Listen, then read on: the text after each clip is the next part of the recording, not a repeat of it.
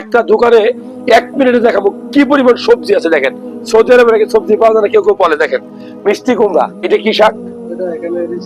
রিজিলা, মানে বাংলাদেশে কি বলে পেত্তা শাক নাকি?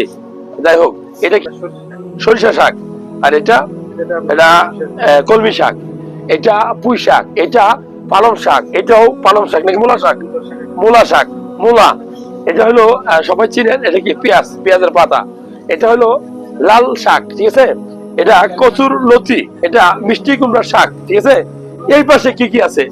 এটা হলো পাতা কফি, এটা ফুলকপি, এটা লাউ বা কদু, এটা এটা কুমড়া, জালি কুমড়া, এটা লাউ বা কদু, বেগুন, বেগুন লাউ, ঠিক আছে?